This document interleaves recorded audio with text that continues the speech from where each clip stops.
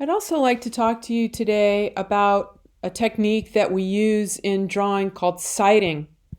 And sighting is something you've probably seen cartoon characters doing when they hold their thumb out at arm's length and they look like they're sizing somebody up to draw them. It's a real technique in drawing, and it can be very helpful in discovering accurate proportions and angles.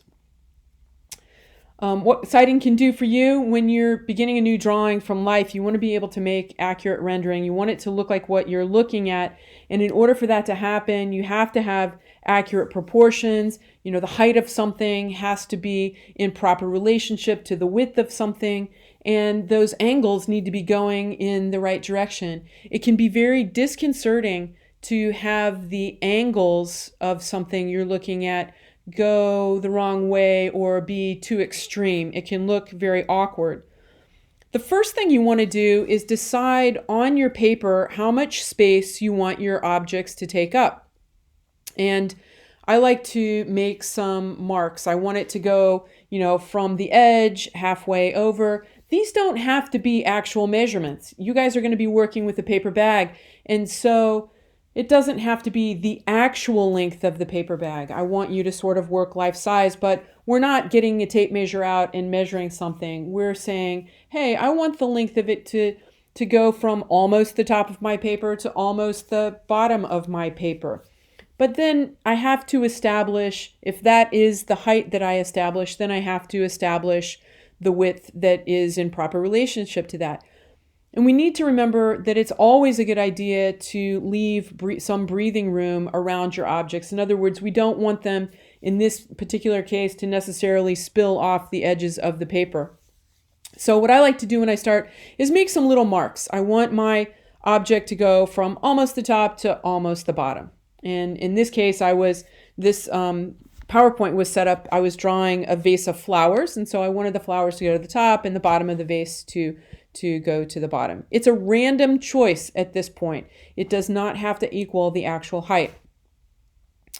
This is what it looks like to have a class of students making those comparative measurements. And the best way to do this is to get your pencil. I find the pencil to be a tool that you have with you typically if you're making a drawing.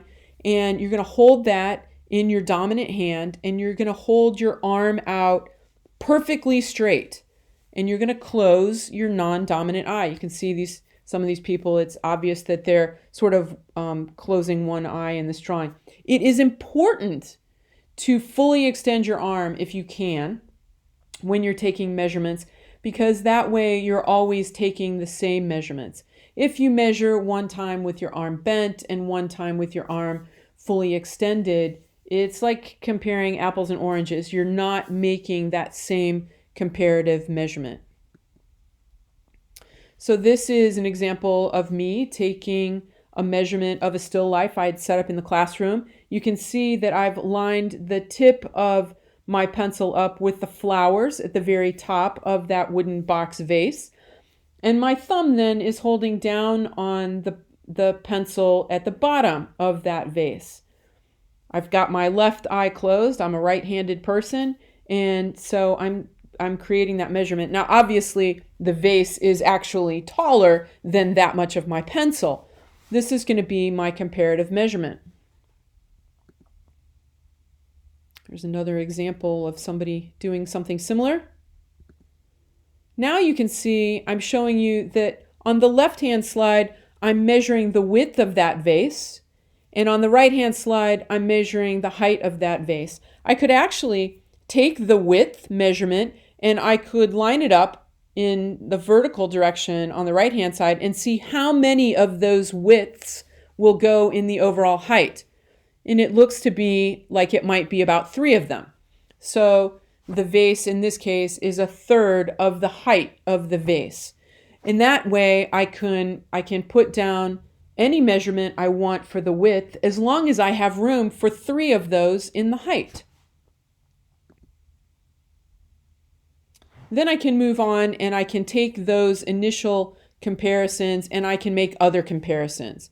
Is this gourd in the front of my still life half of the width of the box? Can I get 5 of those in the total height of the box?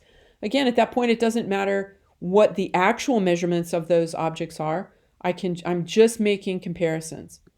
The other thing that sighting can do for you is help you find angles that you want to work with. It's very important when we're measuring angles or we're aligning our pencil with angles that we think about having a glass window directly in front of us. And we're going to lay that pencil flat on top of that piece of glass with our non-dominant eye closed again, and we're going to line it up with the glass. We have to remember we can't stick our pencil through the glass away from us, and we can't stick our pencil through the glass coming toward us. We have to lay it flat on that glass in order to find that angle. So this is me with the same still life, and I'm finding the edge of the table that the still life is sitting on. And I'm pretending that I'm laying that pencil flat on that window, and it looks like I found about a 45-degree angle. I'm going to transfer that 45-degree angle onto the flat surface of my paper then. This shows a man standing in a landscape doing the same thing with the roof line of a house. If we were in class, we'd be trying it together, but you can try this at home. Close your non-dominant eye and line your pencil up with different areas of the roof line. Remember, don't point it in toward your computer screen and don't point it out away from your computer screen. You would want to lay that pencil flat on top of your computer screen. You could do the same thing here. Remember, don't let that pencil go in toward the computer screen. Just lay it flat on the screen. In this case, we'd be measuring proportions. I'd be asking you to compare the overall height from the bottom of the vase to the top of that flower with the overall width. And I think when you look at something like this, you think, well, it's tall, but those flowers actually reach out to both sides. It's almost a square. It might be just a little bit taller than it is wide, but it's almost taking up a square space. Again, you can use these types of comparative measurements on figures. You can use them on any objects. You may feel a little silly with your one eye closed and your pencil fully extended, but in the end, it is the only real way to tell if you're getting accurate information to execute a more realistic drawing. Now, I will tell you, working on the paper bag, sitting very close to the paper bag, it is sometimes difficult to get your hand at arm's length, but I am wanting you to try and think about the overall height of your paper bag or the overall length if you have it laying down versus the width. How many widths go in that length? And I do want you to line your pencil up to find those accurate angles. This will help you when you're laying out the paper bag on your 12 by 18 piece of paper. Okay, I hope you'll find this helpful. It's helpful in almost every drawing you do from life. Thanks.